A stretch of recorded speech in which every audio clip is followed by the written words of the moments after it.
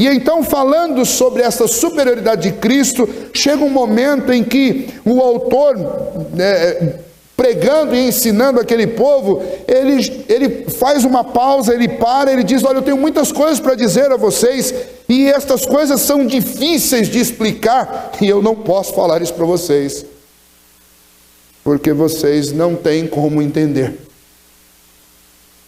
Eu não tenho como continuar. É como se ele dissesse: as coisas profundas de Deus que eu preciso ensinar para vocês, eu não posso falar, porque elas são difíceis e elas exigem maturidade, uma maturidade que vocês não têm. E é esse o assunto destes últimos 4 versículos. E é um assunto difícil e duro, porque é uma exortação aos leitores para que eles se tornem adultos. Agora, ainda em termos de contexto, se nós fizermos uma comparação entre nós e estes receptores primeiros desta carta, nós teremos que chegar a uma conclusão.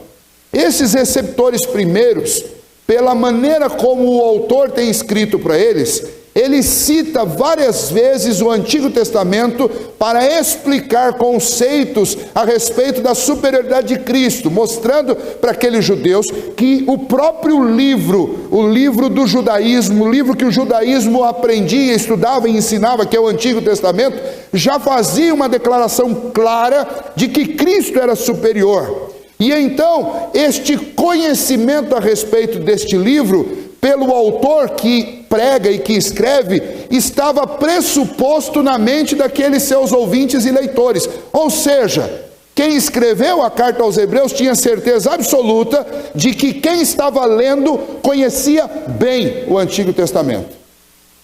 Mas apesar disso, ainda tinha um problema de imaturidade cristã. Se nós fôssemos fazer apenas uma comparação simples, a pergunta é: será que o nosso grau de conhecimento do Antigo Testamento é semelhante ao que estes cristãos judeus tinham de conhecimento do Antigo Testamento? Esta é a pergunta. Acredito que seja muito difícil que nós estejamos equiparados a eles no conhecimento do Antigo Testamento. Talvez alguns de nós. Porque estes judeus naquele primeiro século, entre outras questões importantes na educação dos filhos, eles forçavam os seus filhos na educação para que estes, antes de se tornarem adolescentes, tivessem um conhecimento absoluto de todo o Pentateuco, soubesse literalmente de cor todo o Pentateuco, os 5 primeiros livros da Bíblia. Então, no mínimo, essas crianças lá tinham um conhecimento superior ao nosso. E então essa mensagem para nós ela é muito mais dura do que ela foi para os primeiros leitores. De uma forma objetiva, diante de Deus, nós estamos justificados e santificados, porque aquilo que Cristo começou, Paulo diz: aquele que começou a boa obra em vós há de levá-la até o final. Cristo pagou a minha dívida e Cristo é aquele que se responsabiliza, e o Espírito Santo é o selo de que isso é verdade, de que um dia eu serei glorificado e serei absolutamente santo. Mas no tempo isso está acontecendo de forma processual. E eu devo me dedicar, e eu devo me empenhar nestas coisas, eu devo buscar a Deus para que eu consiga avançar nestas áreas. Plenitude do Espírito, que é buscar ser cheio do Espírito de Deus, é processual. Eu posso viver cheio do Espírito, eu posso viver vazio. O selo da nossa salvação é o Espírito de Deus que habita em mim. Agora, se eu estou sendo movido pela plenitude do Espírito, ou se eu estou sendo movido pela minha carne e entristecendo o Espírito que habita em mim, esta é uma questão processual. É uma questão que envolve dedicação, trabalho, esforço, exercício. Eu preciso buscar, eu preciso me dedicar a esses aspectos da vida cristã, porque estes não estão encerrados definitivamente. Estes envolvem um processo, e desse processo eu me envolvo e me dedico e participo. A questão da maturidade cristã, é uma questão processual. Nenhuma pessoa é convertida e no outro dia ela se torna alguém maduro. Isso leva tempo. Isso leva esforço, isso exige esforço. Isso exige trabalho, não é esforço para ser salvo. Novamente eu insisto nisso. A salvação é dada por Cristo. Mas é esforço para me tornar parecido com Cristo. É esforço para agir como gente madura. Não tem nada mais triste do que quando um pai e uma mãe tem que lidar com um filho que não cresce. E às vezes você tem um problema que é um problema biológico. E às vezes você tem um problema que é um problema apenas de questões de moralidade. Nós vivemos numa geração, eu preguei algum tempo atrás, e a prova do interesse das pessoas por esse assunto é tão grande que este é um dos vídeos mais visualizados na nossa página do YouTube. Eu preguei uma mensagem aos homens falando sobre a síndrome de Peter Pan.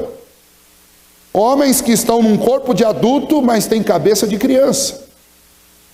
E então este problema de não querer amadurecer ou de ter dificuldade de amadurecer é um problema muito comum e não preciso ficar falando muito sobre isso.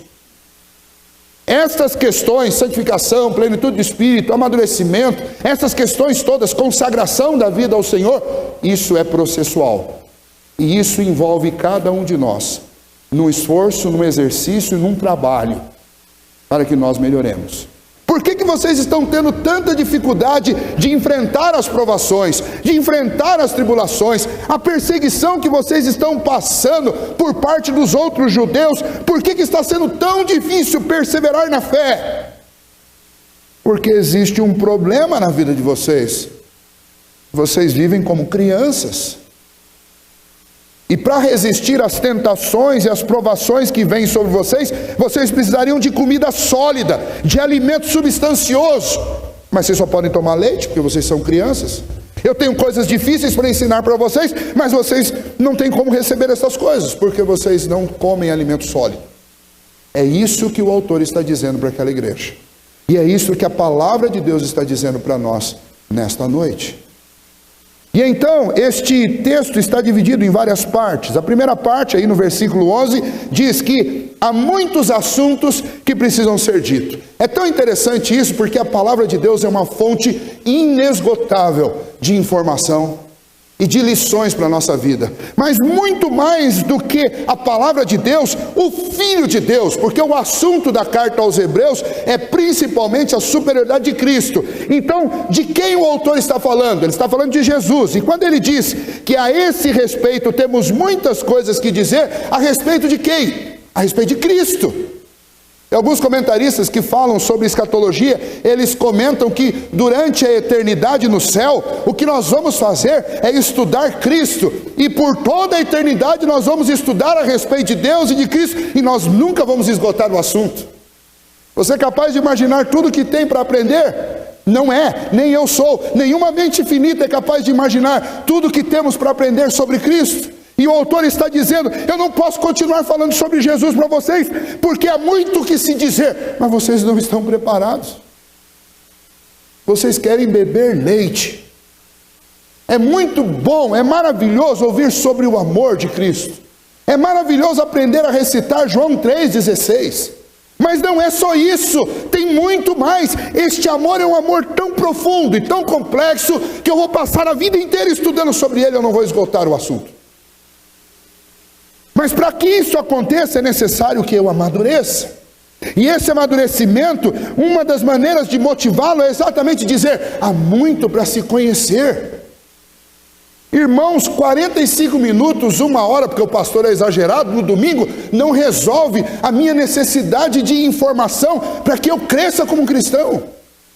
Eu preciso de acessar esta fonte inesgotável para que eu cresça. Há muito que se dizer, é o primeiro ponto aí desse texto. Você não pode perder tempo de beber e de se alimentar desta fonte inesgotável que é Cristo. Um segundo aspecto ainda no versículo 11 é que é difícil de explicar, ou especialmente ou literalmente como está lá no grego, é difícil de interpretar Cristo. É complexo, é muito difícil. A Bíblia é um livro muito rico em termos de literatura, em modelos literários, é rico em conteúdo, mas é complexa. É complexa por quê? Porque há um distanciamento cronológico e há um distanciamento cultural. E então eu leio, e a não ser que eu estude para vencer esses distanciamentos, eu não consigo compreender. E além disso, é um livro que fala de coisas espirituais, coisas divinas, e então eu preciso do supremo intérprete, que é o Espírito Santo de Deus dentro da minha vida, senão eu não vou compreender. E então este livro é um livro difícil, E este Cristo apresentado neste livro é difícil de ser compreendido de forma profunda, a não ser que eu busque a Deus e que eu me dedique em vencer estas barreiras que me afastam e me distanciam da interpretação deste livro. Para ler esse livro, é necessário que haja um esforço para crescer. Os pescadores da Bíblia, os apóstolos, criticavam, por exemplo, o apóstolo Paulo, porque eles diziam, ele fala de um jeito difícil, é complicado de entender.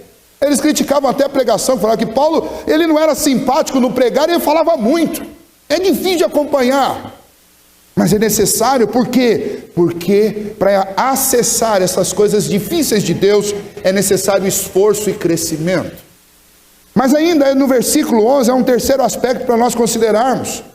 O aspecto é que o autor denuncia um problema nosso. Nós somos tardios em entender, nós custamos a entender as coisas.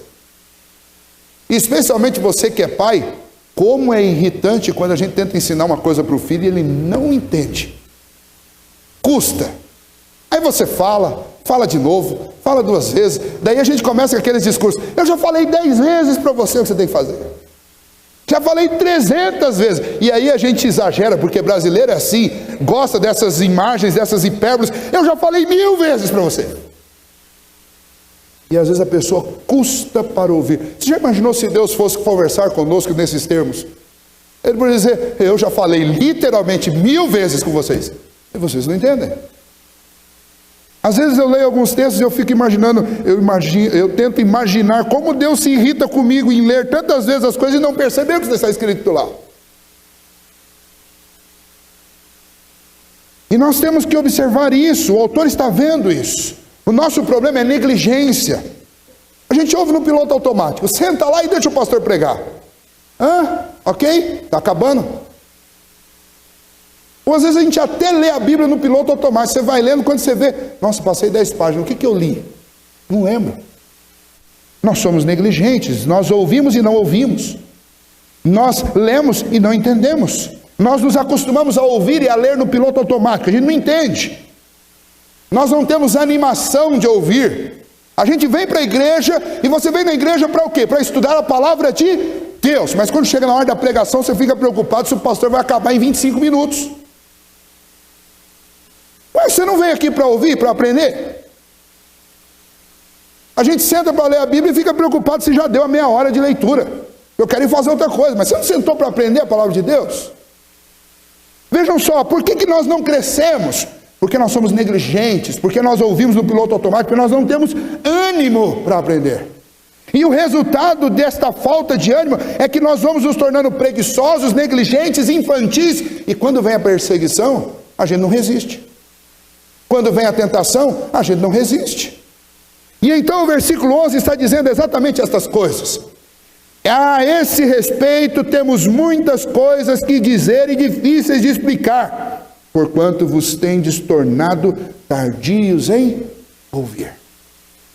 E então nós temos um quarto aspecto aí no versículo 12.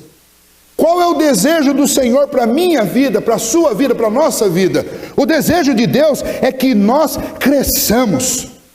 E não só cresçamos, mas nos tornemos mestres na palavra de Deus. Qual é o desejo do Senhor para a minha vida, pastor? O desejo do Senhor para a sua vida é que você cresça e se torne um mestre na palavra de Deus. E como é difícil, quando a gente chega no final do ano e precisa escolher o professor da escola dominical, a Silene sabe o que ela passa.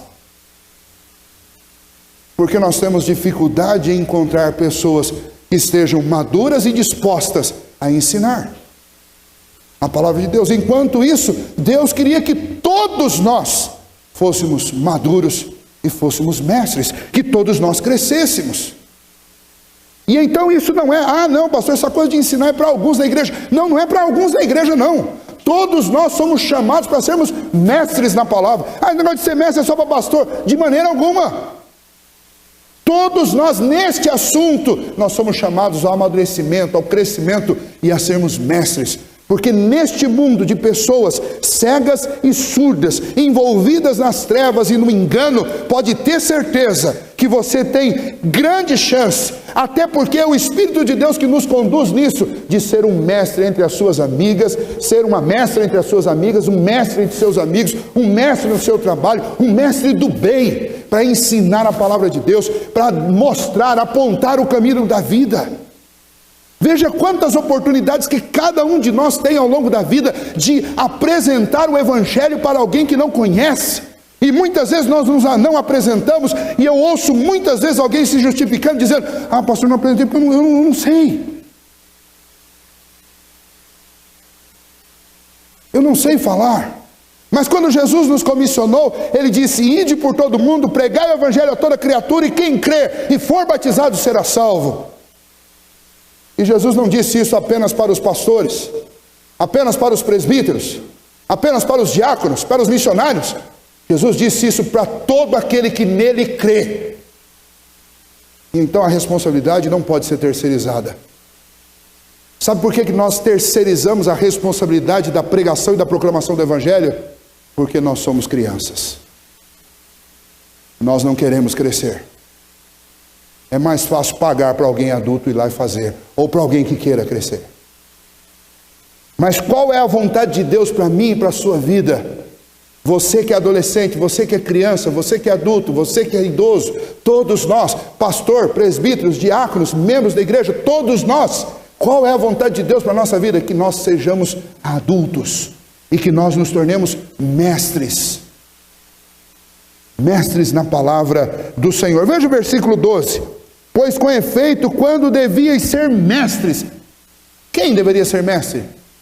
O autor está pregando ao povo convertido a Cristo Jesus, aos judeus convertidos. Está pregando à igreja, está pregando ao povo de Deus. Quando este povo de Deus já deveria ser gente madura. Ainda não sabem.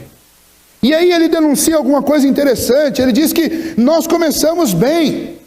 Começamos bem. Começamos como aqueles novos convertidos que amam a palavra de Deus e não faltam em nenhum culto e querem aprender de tudo. Mas o problema é que vai decorrendo o tempo e parece que o desânimo toma conta. Parece que nós não insistimos em progredir. E há um problema interessante, preste atenção aqui. Na vida cristã, a vida cristã, e aí me permitam usar essa ilustração, eu vi essa ilustração do reverendo Augusto Nicodemos e eu gostei muito dela. Ele diz que a vida cristã é como andar de bicicleta. Andou de bicicleta é o seguinte: a bicicleta tem que estar em movimento. Você tem que estar pedalando. Porque se você parar, o que acontece com a bicicleta? Ela cai. Não tem jeito. Tem que estar avançando, porque se parar de avançar, você não vai conseguir se equilibrar em cima dela. Um outro exemplo disso é que a vida cristã é como nadar contra a correnteza. Enquanto você está nadando, alguma coisa está acontecendo, você está resistindo e você está progredindo. Para de nadar para você ver o que acontece. Você vai retroagir, vai retroceder. E é isso que esse autor está nos mostrando. Já decorrido esse tempo, era para que vocês fossem maduros. Mas, no entanto, o que vocês são? Vocês são crianças, estão bebendo leite. Estão bebendo leite por quê? Porque na vida cristã não tem essa. Ou você avança, ou você retrocede.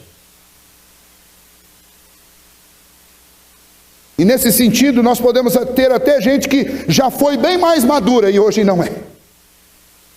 Porque desistiu de avançar.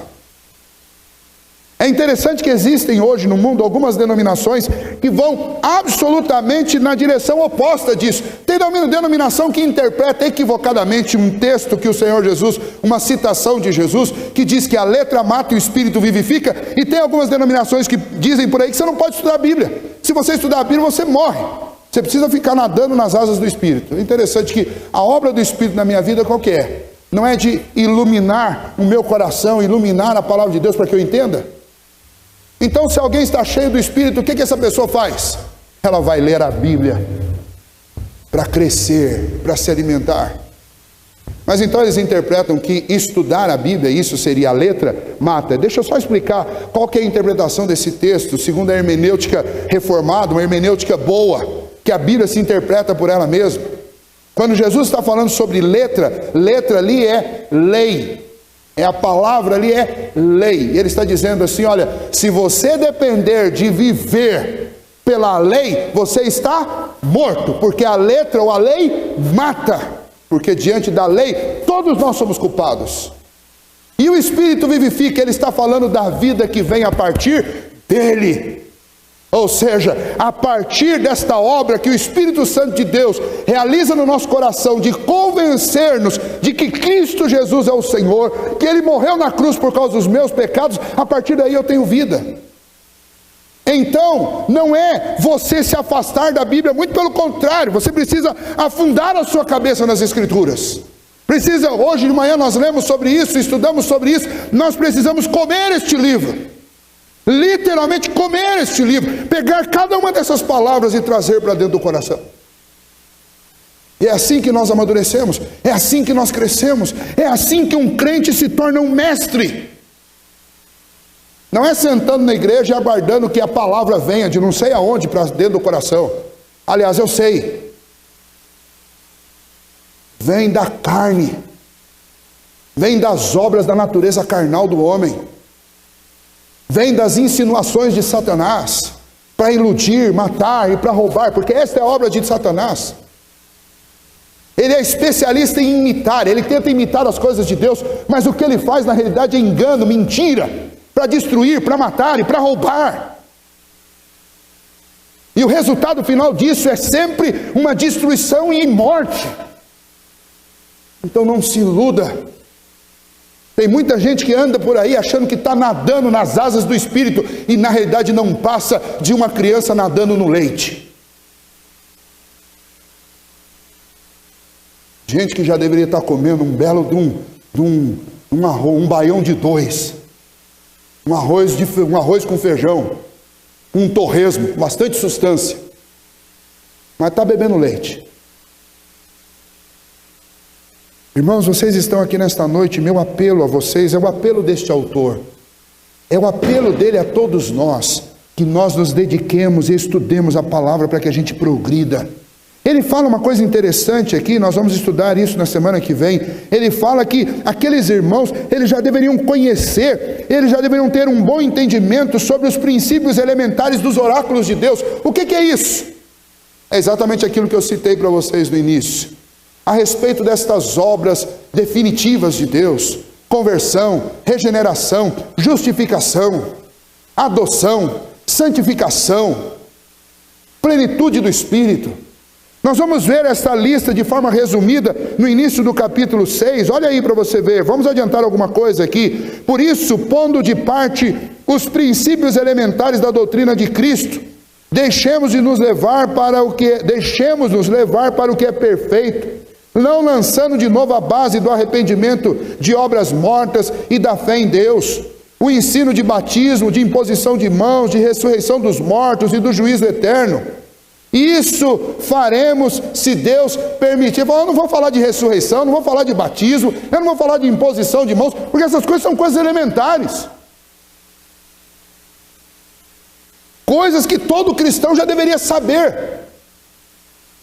E então o que ele está dizendo? Olha, irmãos, nós temos que dar um passo além. Não dá para ficar semana após semana ouvindo o que é elementar. Eu não posso ficar aqui semana após semana, é o que ele está dizendo, pregando ou escrevendo para vocês aquilo que é elementar, que vocês já deveriam saber. Em quinto lugar, não só Deus deseja que nós cresçamos e nos tornemos mestres, o Senhor nos denuncia: crentes que não crescem se tornam um fardo.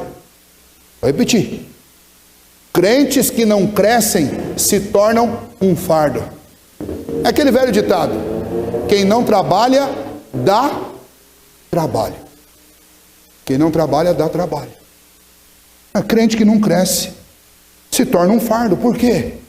Porque quando você poderia estar dando comida sólida para todo mundo, você tem que obrigar todo mundo a tomar leite. Gente que quer comida sólida tem que ficar bebendo leite por causa daqueles que não crescem. Ou seja, ao invés de crescer e trabalhar e cooperar, se torna um fardo. Exatamente porque não quer crescer. O que ele está dizendo é que a inexperiência cristã, a falta de dedicação, a falta de empenho, a ausência de uma busca sincera pelo Senhor e pela palavra de Deus, acaba prejudicando todo o corpo de Cristo. Traz problemas para todos. Por quê? Porque quando você espera um comportamento maduro, o que você tem é um comportamento infantil. Não, esse assunto nós vamos tirar de letra. Vamos tirar de letra. Por quê? Não, porque nós estamos falando de crentes aí com 25 anos de vida cristã já. E quando você vê, o comportamento parece comportamento de adolescente. Me perdoem os adolescentes, porque existem adolescentes muito mais maduros. Só estou querendo ilustrar isso. Comportamento infantil. Irmãos, quando é que nós vamos crescer? Esta é a pergunta do texto. O autor quer continuar falando dessas coisas profundas de Deus, mas antes ele tem que fazer essa pergunta.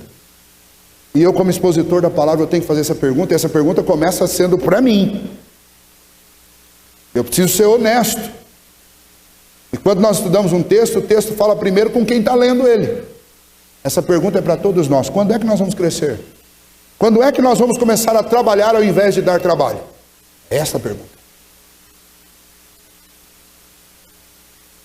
Deus quer que sejamos adultos, é a mensagem principal. E o autor termina fazendo uma comparação interessante. Ele está dizendo, criança bebe leite, e para a criança aprender você tem que ficar fazendo repetição. E ele está dizendo, vocês são crianças. Enquanto vocês deveriam ser adultos. Adultos, a comparação é essa. Adulto come comida sólida. E adulto não só come comida sólida, mas ele não precisa de repetição. Ele faz o que? Ele ensina os outros. Adultos, comida sólida, mestres que ensinam os outros. Criança, leite e repetição. E aí, a pergunta para nós é a seguinte: quem que nós somos? Adultos que comem comida sólida e ensinam os outros porque são mestres? Ou crianças que precisam de leite e aprendem somente depois de muitas e muitas e muitas repetições? O que que nós somos?